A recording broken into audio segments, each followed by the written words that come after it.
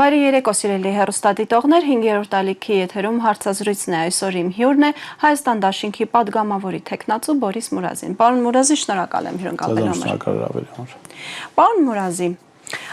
երկրորդ նախագահ Ռոբերտ Քոչարյանը Աբխազիայի երկաթուղով դեպի Ռուսաստան գնալու այլընտրանքային ուղու մասին խոսեց երևի թե մոտավորապես 1 ամիս առաջ, եթե սխալվում եմ ուղղեք ինձ, եւ ահա լուր է գալիս, որ Աբխազիայի իշխանությունները Ռուսաստանի հետ հենց աբխազական երկաթուղին գործարկելու բանակցություններ են սկսել։ Եվ սա Ռոբերտ Քոչարյանը դիտարկում է որպես այլընտրանքային երկաթուղի, որը մեծ հնարավորություններ կարող է բացել Հայաստանի համար։ Գիտեք, Աբխազիայով այլընտրանքային ճանապարհը, երկաթգծային ճանապարհի մասին խոսելը, թրիփի մասին միջև իրանական պատերազմի սկսվելը, նախագահի զգուշացումները, որ այն անվտանգային լրջագույն սպառնալիքներ կարող է ստեղծել, այս ամենը մի բանի վկայություն է եւ դրանից հետո տեղի ունեցող իրադարձությունները մի բանի վկայությունն են, որ ցույց են տալի, թե ինչ է նշանակում փորձառություն, ինչ է նշանակում, երբ քաղաքական առաջնորդը ունի միջազգային կապեր, լայն տեղեկատվության հնարավորություն, փակ ընդ որում տեղեկատվության հնարավորություն եւ այդ տեղեկատվության հիման վրա կարող է անել առաջարկներ, վերլուծություններ, որոնք հետագայում տեսնում ենք ինչպես են զարգանում։ Այո, երբ որ նախագահ Քոչարյանը խոսեց այդ առաջարկը արեց, որ ինչու Հայաստանը չի քննարկում Աբխազիայով երկաթգծային այդ այլընտրանքային ճանապարհը, շատերի համար սա այսպես գուցե զարմանալի առաջարկ էր, որտեղ պիտի մտածեին, որ դե աբխազական երկաթգծի ճանապարհը փակ է, բայց հետո մի քանի շաբաթ հետո տեսնում ենք, որ քննարկումներ են ընթանում, իսկ այդ քննարկումները նշանակում են գործընթաց կա եւ Հայաստանը կարող է այստեղ եւս դերակատարում ունենալ։ Այո, կա վրաց-աբխազական կոնֆլիկտը եւ դրանից բխած ռուս-վրացական խնդիրները, բայց ես կարծում եմ դրանք էլ լուծելի են, ի վերջո տարածաշրջանում իրավիճակ է փոխվում, կարծում նախագահը իր այս առաջարկը անելիս հաշվի առել նաև հնարավոր փոփոխությունները տարածաշրջանային, Վրաստանի ներսում եւ Վրաստանի շուրջ հնարավոր փոփոխությունները, Ռուսաստանի հետ հնարավոր համաձայնությունները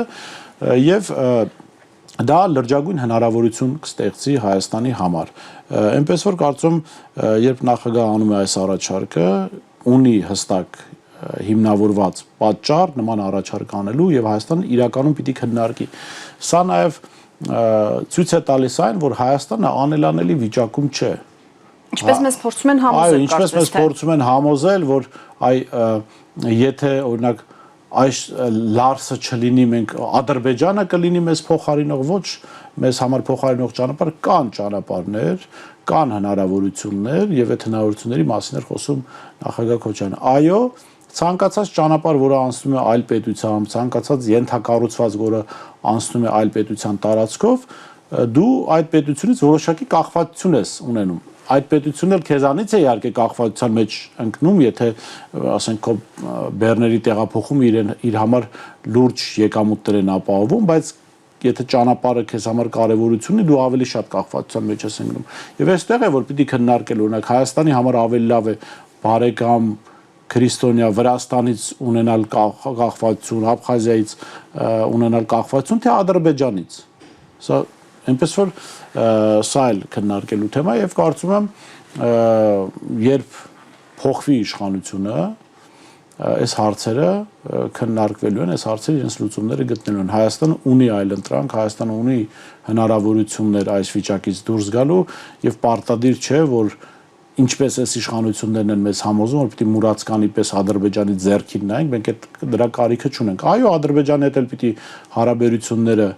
կարգավորվեն, բայց հիմքում մեր կողմից, Հայաստանի կողմից այդ բանակցություններին մասնակցելը պետք է լինի հայկական շահը, միայն հայկական շահը։ Իսկ մենք այդ հնարավորությունը ունենք հենց այդ կարգավիճակից բանակցելու, որովհետև իշխանություններն ասում են, որ Ադրբեջանը Հայաստանի միակ երաշխավորն է եւ Հայաստանն էլ Ադրբեջանի անվտանգության միակ երաշխավորն է։ Երբ որ իշխանությունները, այս իշխանություն կոչվածները դա ասում են, իրենք լավ կանեն, առաջիկա ընտրություններին չմասնակցեն Հայաստանի ընտրությունին, գնան Ադրբեջանում ընտրությունների մասնակցեն։ Հատկապես որ այնտեղ շատ մեծ ժողովրդավարություն ադրբեջանական շահերի դիրքերից են խոսում, ինչ գործ ունեն Հայաստանի ընտրությունների հետ, ինչ գործ ունեն Հայաստանի անունից խոսել, հա, այնպես որ լավ կանեն գնան Ադրբեջանի ընտրությունների մասնակցեն, ասենք կարող են նաև Յենի Ադրբեջանի կազմում մասնակցել այդ ընտրություններին, կարծում եմ այնտեղ դեմ չեն լինի։ Սրանում է տարբերություն։ Ինչու է Ռոբերտ Քոչարյանի խոսակցությունը այսպես ծայրահեղ տարբերվում իշխանության խոսակցությունից, որովհետև Ռոբերտ Քոչարյանի ելակետը հայկական շահն է, սրանց ելակետը ադրբեջանական թուրքական շահն է։ Դե խաղաղության օրակարգով են փաթեթավորում դա, պարոն Մորազի։ Ասում են, տեսեք, մենք խաղաղություն ենք բերում, իսկ ձեզ ընդդիմադիրներդ ասում են, դուք էլ պատերազմի կուսակցություն։ Ինձ ինչն է զարմացնում, երբ որ այս իշխանությունը, ասենք, խոսում է խաղաղությունից մեկ, եւ այս իշխանությունը քննադատում է նախորդ իշխանությունների սխալները։ Այո, իհարկե եղել են սխալներ, որոնք պիտի քննարկվեն, գուցե նաև քննադատվեն ու պիտի քննադատվեն, կարծում եմ դասեր էլ խաղվել են այդ սխալներից եւ մենք նաև այսօր կարծում եմ դասավորվածությամբ էլ տենում են քաղաքական, որ այդ սխալներից դասեր խաղվել են, բայց երբ այս իշխանությունը խոսում է Ռոբերտ Քոչարյանի իշխանության սխալներից, դա գիտեք ինչի է նման, որ ասենք սերիական մարդասպան մանկապիղծ Չիկատիլոն, ասենք քննարկեր իմ կարմիր լույսի տակով անցնելու իրավախախտումը։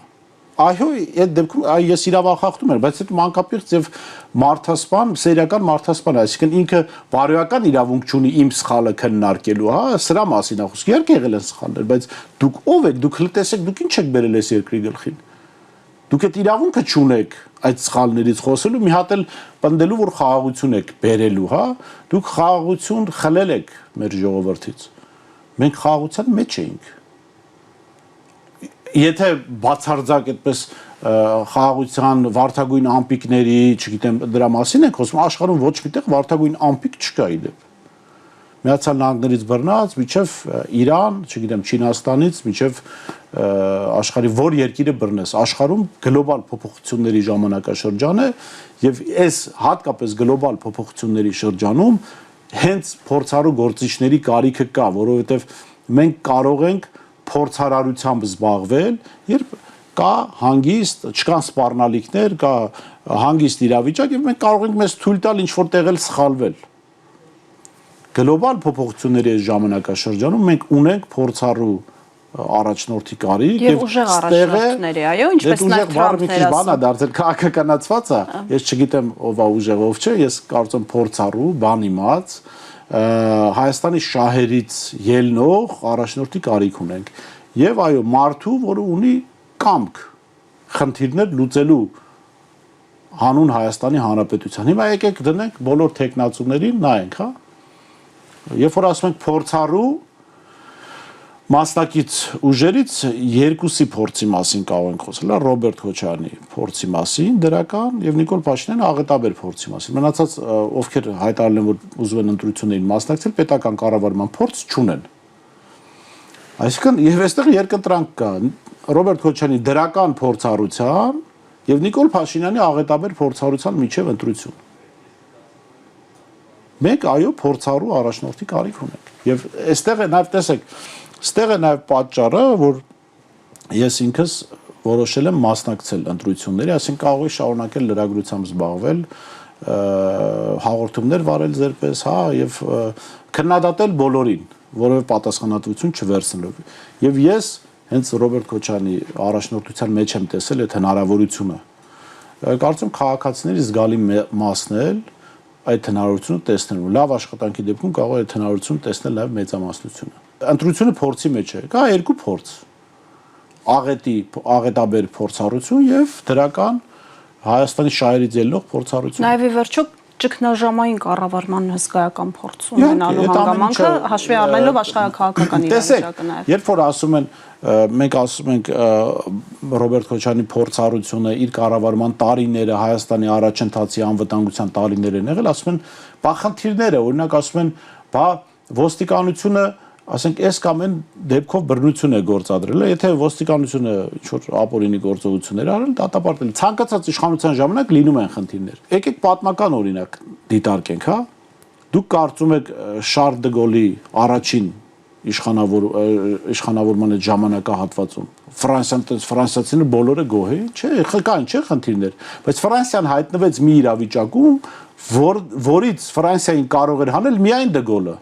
Եվ հանեց, Ընդ որում, որին խնդրեցին գալ իշխանության, այն մարդիկ, ովքեր դեմ էին իրեն, եւ ինչ որ իմաստով պատճառ էին, որ ինքը որոշեց հեռանալ քաղաքականությունից։ Հիմա նույն իրավիճակը խնդիրներով եղած հարցերով հանդերձ Ռոբերտ Քոչյանը հենց այն քաղաքական ֆիգուրն ու առաջնորդն է, որին քաղաքական էլիտան, քաղաքական, կրթական, գիտական էլիտան մեր ընդհանուր պիտի ցանկանա իշխանություն տալ, ընտրել որպես Հայաստանի ապագա առաջնորդ, որպես Հայաստան այս վիճակից դուրս գա։ Իսկ այդ տրամադրությունները ձևավորվում են, թե արդեն ձևավորվել են։ Գիտեք, հանրության զգալի հատվածը իհարկե նաև աջակցում է Ռոբերտ Քոչյանին։ Ես գիտեմ տեղեկությունը, օրինակ Վրաստանից եկել է խումբ եվրոպական պետություններից մեկի համար Եվրամիության ներկայացուցիչներ են եկել հարցումներ անելու, հա, եւ իրենց հարցումներով տարբեր թվեր են արձանագրել եւ արձանագրել են, որ հանրության զգալի մասը աջակցում է Ռոբերտ Քոչյանին եւ աճելու տեղ կա, այդտեղ արդեն աշխատանքից է կախված, ինչ ուղղությամբ կգնա աճի տեմպը, որքան կլինի, հա, հանրային աջակցությամբ։ Ես կարծում եմ աշխատելու տեղ կա ու պիտի աշխատվի այդ ուղղությամբ։ Ուզում եմ անդրադառնալ նաև ոդքասթի ժամանակ Ռոբերտ Քոչարյանի Պուտին-Փաշինյան հանդիպման մանրամասներին, այսպեսի մի հետաքրքիր միտք ասաց երկրորդ նախագահը, որ Պուտինը ասում էր հնարավորություն տվեք հայ ժողովրդին, որ ինքը ընտրություն կատարի եւ ընտրի այն իշխանությանը, որին ուզում է տեսնել երկրի ղեկին։ Այո, Վլադիմիր Պուտինը Ռուսաստանի Դաշնությունը տեսնում է, որ այս իշխանությունները արտգործնախարարության միջոցով այդ նամակները, որ ուղարկում են Եվրամիություն եւ Եվրամիությունից այստեղ գալիս են մարդիկ, բերում են ֆինանսներ եւ իրենց ամբողջ գործակալական ցանցը ըստ էության ծառայում են նրան, որպեսզի հայ ժողովրդի խեղեն հայ ժողովրդի ընտրությունը, հա, դա աշխարհակաղակական իրավիճակ է փոխում եւ ասում է դուք իբր ասում եք ժողովրդավարական եք, թույլ տվեք թող հայ ժողովրդի այդ ընտրությունը կատարի։ Հնարավորություն պիտի ունենան բոլոր ուժերը մասնակցելու, որովհետև դուք արդեն աշխարհակաղակական գործընթաց եք դարձրել ներքին ընտրական process-ը։ Եվ այստեղ ես ասեմ, մի քանի ամիս առաջ էլ մենք դա արձանագրել էինք եւ մեր վերլուծությունները բերել էին նրան, ակնհայտ էր, որ երբ որ դու աշխարհակաղակական մի կենտրոնի ներքաշում ես քո ներքին process-ներին եւ որպես այդ ներքին process-ների հակառակորդ հրճակում ես մեկ այլ կենտրոնի, այդ մեկ այլ կենտրոնը ստիպված է լինելու որևէ կերպ մասնակցել այդ process-ին։ Բայց ռուսական կողմը զուտ հայտարարությունների մակարդակով է, այո։ Դե այդ հայտարարությունն էլ արդեն մասնակցություն է, ինչ որ ձեւով դերակատարում ունենալ է, հա։ Բայց այստեղ ես չեմ բացառում, որ սրանք լրիվ գնան, ասենք, թշնամական տրամաբանությամբ Ռուսաստանի դեմ, որը Հայաստանին ոչ մի լավ բան չի խոստանում։ Տեսեք, իրենք շատ հանգիստ խոսում են, չասում են, դե պետք չի մեր ապրանքները չենք տանի Ռուսաստանի Դաշնություն։ Ինչ են այդպես խոսում, որովհետեւ այդ մարդիկ քաղաքական հանրային բարիք ստեղծելու իմաստով պարազիտներ են, իրենք իրենց կյանքում որևէ բան չեն ստեղծել, բացեք այդ մարդկանց մեծ մասի կենսագրությունը նայեք, մինչև 18 թվականը կամ մինչև երբ որ պետական պաշտոնի են հասել 18-ից հետո, այդ մարդիկ գրեթե ոչնչով են զբաղվել, որևէ օգտակար բան չեն ստեղծել։ Եվ իրենց համար այդ մարդիկ, որոնք պարազիտային մտածելակերպ ունեն, իրենց համար շատ հանգիստ է ասել, դե թող մեր գյուղմթերքը Ռուսաստանի Դաշնությունը չընդունի, բայց փոխարենը մենք բան ենք, ինքնիշխան ենք, որովհետև ձեռը մի օր բաղ չեն վերցրել, մի ծառ չեն ջրել, մի հող չեն վարել, որ հասկանան ինչ դժվարությամբ է մեր հայրենակիցը այդ բերքը հասցնում իր շուկայի այդ տաղավարներին, որտեղից ինքը պիտի եկամուտ ստանա։ Հենց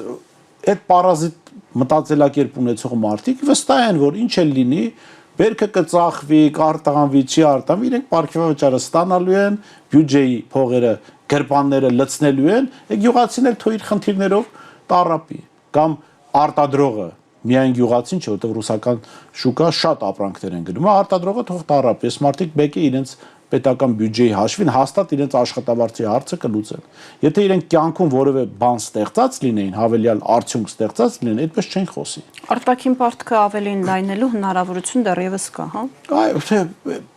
այս մարդիկ Հայաստանը վարձով կտան, միայն թե իրենք աշխատավարձ ունենան։ եւ իշխանություն ունենան Հայաստանում, հայ ժողովուրդը դա պետք է թույլ չտա։ Եվ ես ձեզ ասեմ, երբ որ ես ասում եմ Եվրամիության այդ ներկայացուցիչներին հրավիրում են այստեղ, որպեսզի մանիպուլացնեն, խեղեն հայ ժողովրդի ընտրությունը,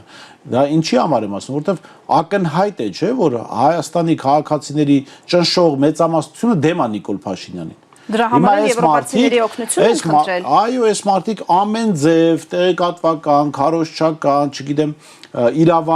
իրավապահել չեմ ուզում ասել, այդ ուժային գործիքներով պիտի խեղեն, պիտի դեֆորմացնեն հայ ժողովրդի ընտրությունը։ Բայց հեշտ չի լինելու, չէ՞։ Հեշտ չի լինելու, բայց ընդդիմությունը պիտի թույլ չտա, որ դա հնարավոր լինի, ոչ միայն հեշտ չլինի, այլ հնարավոր լինի։ Մի մասին ապա մոտիվացնում են, ասում են դե ամեն ինչ որոշված է, ընտրության գնալ պետք չի։ Մի մասին վախեցնում են, հա, մամուլն էլ գրել էր, որ ասենք այդ մարզպետներից մեկը դպրոցի տնօրենների հետ աշխատեց, այն հին իբր բարքերից որ դժգոհում են, այդ բարքերը գործի են դրել, հա։ Այս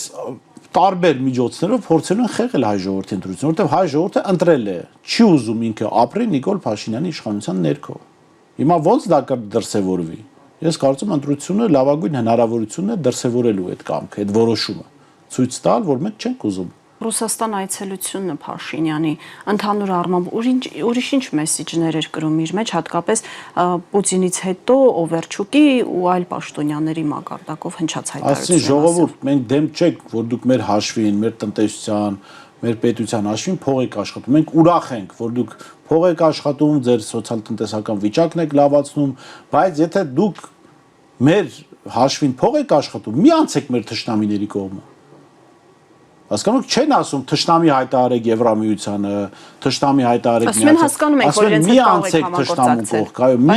մի մտեք հակառուսական դաշտ եւ Ռուսաստանի դեմ մի գործեք։ Եվ դա բնական է, երբ որ ասում են Պուտինը սպառնաց, Պուտինը չսպառնաց Հայաստանին կամ հայ ժողովրդին կամ Նիկոլ Փաշինյանին։ Պուտինը փաստ արձանագրեց, որ եթե դուք մեր թշնամիների հետ եք, չեք կարող մեր տարածքում փող աշխատել։ Ասեք, որ մի պետություն է այդպես չի վարվում, նորմալ պետությունը։ Ու Հայաստանն է, որ թշնամական Ադրբեջանին այսպիսի հնարավորություններ է տալիս Հայաստանի տարածքում, հա, տարբեր բաներ անելու, Թուրքիային։ Բայց նորմալ պետությունը չի կարող այլ կերպ վարվել։ Լավ, Եվրամիության հետ գնացեք, ձեր ընտրությունը կատարեք, բայց նաև այդ ուղերձը, որ նախագահը բացել էր, դա էր, որ թույլ տվեք, որ հայ ժողովուրդը ընտրի, որ մենք իմանանք, որ այն ճանապարհը, որ ընտրվել է, դա հայ ժողովուրդն է ընտրել, եւ մենք իմանանք, որ ձեր կեղծիքի մանիպուլյացիայի պատճառով չի տուժում հայ ժողովուրդը, այսինքն մեր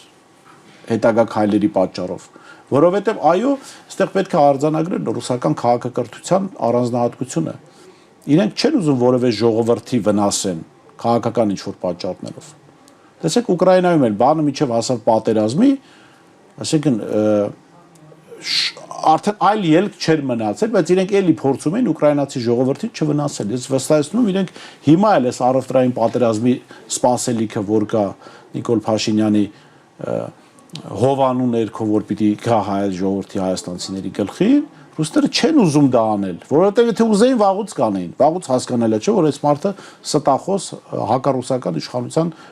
գլուխ է։ Իսկ Ռուսաստանի այս այցելությունը դրական թե բացասական ազդեցություն կունենա Փաշինյանի վարկանիշի վրա։ Դե Նիկոլ Փաշինյանը ասել էր, որ դրական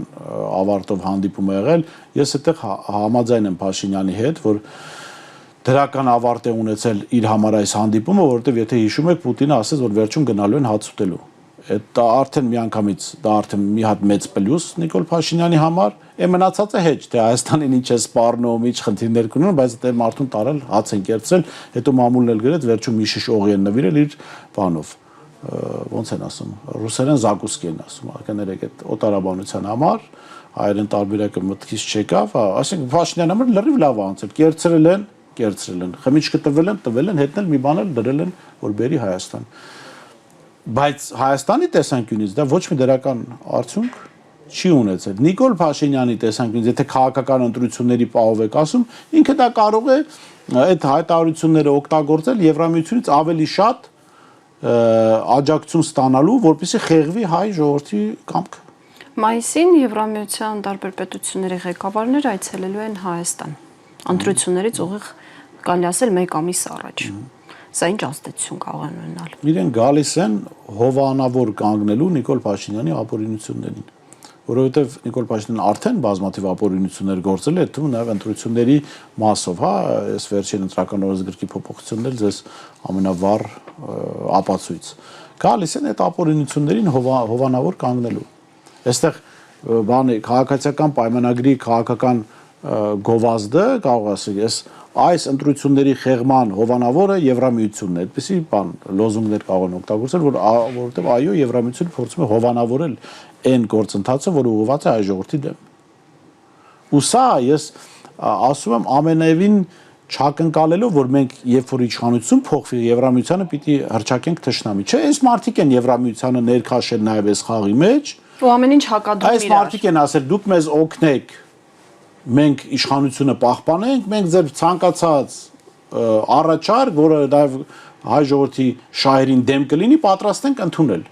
Դե ցանկացած աշխարհակական կենտրոն կուզենա այդպես հլու հնազանդ պետություն ունենալ ամեն պետության ղեկավար ունենալ ամենտեղ։ Բայց երբ իշխանությունը փոխվեց, այո, Եվրամիությունը ասվել է, որ իհարկե Եվրամիության անդամ երկրները մեզ թշնամի չեն, նաև բարեկամ երկրներ են, այնտեղ հայկական համայնքներ կան, որոնք անվտանգ ապրում են։ Դուք իհարկե մենք համագործակցության տեղ ունենք, բայց դա այլևս չի արվելու հայ ժողովրդի շահերի հաշվին։ Դուք խոսեցիք տարատեսակ հարցումների մասին, բայց անդրադառնանք Հայաստան դաշինքի վարկանիշին։ Տարբեր գնահատականներ են հնչում։ Ինչ գնահատականներ։ Հիմնականում ես կեղծիքի եմ հանդիպում։ Այ հենց դրա մասին էլ խոսենք։ Դրանք գնահատականներ չեն, դրանք քարոզչական հնարքներ են, որոնք փորձում են ի նպաստ այսօրվա իշխանության թույլատրել Ռոբերտ Քոչարյանի առաջնորդած դաշինքի հնարավորությունները։ Եթե հիշում եք, մինչև մենք զրույց ունեցել ենք եւ խոսում ենք, որ Հայաստանի ներքաղաքական դաշտում իրականության մեջ ձևավորվել է մատրիցա, որից դուրս Ռոբերտ Քոչարյանն է։ Եվ այդ մատրիցան հայ ժողովրդին անդադս մոլորեցնում, տանում է տարբեր ուղղություններով, որտեղ մենք մենակ կորուստներ ենք ունենում։ Այդ մատրիցայից դուրս գալու հնարավորությունը Ռոբերտ Քոչարյանն է։ Հիմա դրա համար այդ մատրիցայի տարբեր դերակատարներ, որոնք մի մասը իբր ընդդիմություն են, մի մասը իբր իշխանություն են, հա, նույն գործն են անում։ Ժողովրդին համոզել, որ Ռոբերտ Քոչարյանի դաշինքը անցողիկ չի եւ իբր ձայներ են փոշիացնում։ Գիտեք, այնքան ծիծաղելի է սա։ Այնքան ծիծաղել է ու այսօր միջև եթեր գալը, այդ հետաքրիր դեպք եղավ, որը ցույց է տալիս այդ մարդկանց դատարկությունը։ Ուրեմն անուն տանք, հա, քաղաքական առաջնորդ է ներկայանում Արման Թաթոյանը։ Ինչ էր ասում 2 ամիս առաջ, հիշում եք։ Ռոբերտ Քոչարյանին ուղիղ կոչ էր անում դուրս գալ քաղաքական գործընթացից, որի ինչ լինի, որ ինքը հաղթի Նիկոլ Փաշինյանին, չէ՞։ Այս մարդը ամիս ու կես առաջ համագործակցության հուշագիր է ստորագրել Հայաքվեի հետ եւ հայտարարել են, որ իրենք միասնական ճակատով են գնում ընտրության։ Այսօր հայտարարեց, որ այդ համագործակցությունը դադարեցված է։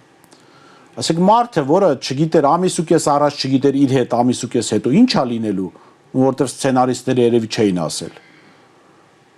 Իրեն իրավունք է վերապահում քաղաքական դաշտի, ընդդիմադիր դաշտի առանցքային դերակատարներից մեկին ասել դու մի մասնակցի ընտրություններին։ Այս է լրջությունը, հասկանում եք։ Ես վստահ եմ, այն մարդիկ, որոնք այսօր խոսում են Հայաստան դաշինքի վարկանիշից, այդ մարդիկ, եթե առաջադրեն իրենց տեխնատությունը, իրենց 6 հոգանոց ընտանիքում իրենք 25% են հավաքելու։ Դե եթե այդքան վստահ եք, այդքան բան ունեք, հանրային վստահություն ունեք, բա մտեք ընտրությունների։ Կամ լավ ուրիշ ձև քաղաքական այլ ճանապարհով process սկսեք։ Դե որտեվ իրենք գիտեն, իրենց ընտանիքում փոքրամասնության աջակցությունը ունեն։ Ընդ որում ձեզ ասեմ, այդ իրենց աջակցողը իրենց կանայք չեն, որտեվ կանայք իրենց լավ գիտեն, երեխեքն են երևի մոլորված, պատրաստ են իրենց ընտրել։ Հիմա այս մարդիկ Ռոբերտ Քոչարյանին ասում են անցողիկ շեմը չի հաղթահարելու։ Ծիծաղելի է ուղղակի, փորձեմ էլ չանդրադառնալ այդ մարդկանց, որովհետև մի բան ակնհայտ է, այդ մարդիկ ինչ որ Facebook-ներում բան ցած աղմկում են, բայց իրենք հանրային 0 հեղինակություն ունեն։ Հասկանում եք, իրենք ազդեցություն չունեն հանրային դաշտի վրա, ուղղակի բան են անում, օդ են պղտորում իրենց ներկայությամբ, այդ տեքստային քաղաքական, իբր քաղաքական, կեղծ քաղաքական խոսքի ներկայությամբ, բայց դա ոչ իման էս մի արձագանք եղավ, կարծում եմ այսպես շարունակեն, իրենց երեխաներն էլ իրենց չեն ընտրի, եթե իրենք առաջադրվեն, որտեվ դե ասենք այդ մարդկանց երեխաները, որ տեսնում են դրանք ինչ հիմարություններ են գրում, պարզ է, չէ, մտածում են, ասում են, լավ, մենք մտածում ենք պապանա, մամանա, մտածում ենք լուրջ մարդիկ են, էս ինչ հիմարություններ են գրում իրենց էջերում իբր որպես լուրջ վերլուծություն։ Իսկ ընդհանուր առմամբ ընդդիմադիր դաշտում ձևավորված մթնոլորտը, խոշոր դաշինքային ֆորմատները դեպի ուր են տանում, այսպես Տեսեք, ընտրական process-ում միշտ էլ լարվածություններ լինում են, այդ թվում նաև ընդդիմադիր ուժերի միջև։ Կարևորը այն է, որ այդ լարվածությունը անհաղթահարելի խնդիրներ չստեղծի։ Հիմա լավ, մենք տարբեր այլ ակտորների կողմից չէ, լսում ենք ինչ-որ սխալ մեկնաբանություններ այս կամ այն հարցի շուրջ, բայց դրանց չենք անդրադառնում, որովհետև իմաստ չկա լարվածությունը մեծացնելու ուժերի հետ, որոնց հետ հետո գուցե կարիք է լինելու համագործակցելու, որովհետև այս պահի տվյալներով լինելու է ընդդիմադիր ուժերի համագործակցություն, որի արդյունքում հեռացվելու է Նիկոլ Փաշինյանը։ Եվ այդ համագործակցության առանցքային դերակատարներից մեկը լինելու Հայաստան դաշինքը։ Եվ այս իմաստով Հայաստան դաշինքը, ասեմ, քաղաքական դաշտի ամենաբաց խաղացող ուժն է, որովհետև տեսեք, Հայաստան դաշինքը հայտարարել է, որ պատրաստ է աջակցել Նիկոլ Փաշինյանի հեռացման գործընթացին, որևէ նախապայման բան չի դրել։ Մնացած ուժերը ձև են տալի, ինչ որ տարբեր հայտարարություններ են անում, որը անիմաստ է դրանց անդրադառնալ, որպեսզի հավելյալ լարվածություն չմեծանա իրական ընդդիմադիր մասնակից ուժերի միջև, որովհետև եթե լարվածությունը պիտի մեծանա, այն որում է որոշ իբր ընդդիմադիրներ հենց փորձում են այդ լարվածությունը մեծացնել, որպեսզի անհաղթահարելի դառնա, որպեսզի իրենց Նիկոլը կարողանա իշխանություն պահպանել։ Մենք պետք է այդ հնարավորությունը իրենց չտանք։ Ընդդիմադիր ուժերը իհարկե ինչ որ լարվածություններ կլինեն նախընտրական շրջանը, բայց դրանք հաղթահարելի ինչ որ խոսակցություններ են, անհաղթահարելի չեն այս բան եւ ես կարծում եմ չեն էլ լինի անհաղթահարելի, որովհետեւ գիտեք, որպեսզի լարվածությունը դառնա անհաղթահարելի, պիտի երկու կողմն էլ չպատկերացնեն զարգացումները։ Հայաստան դաշինքի մասով ամենափորձառու քաղաքական թիմն է, ես կարծում եմ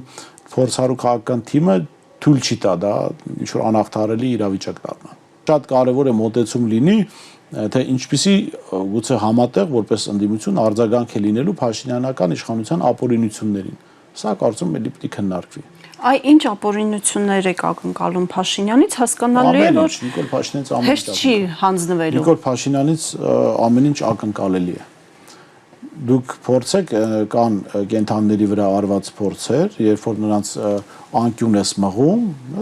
սա գիտական փորձ է։ Իրենք անհնարինն էլ կարող են այդ անկյունից անել։ Բայց ես կարծում եմ շատ կարևոր հանգամանք է, որ այդ անկյունում հայտնվելու է Նիկոլ Փաշինյանը միայնակ։ Պետք չպիտի թիրախավորել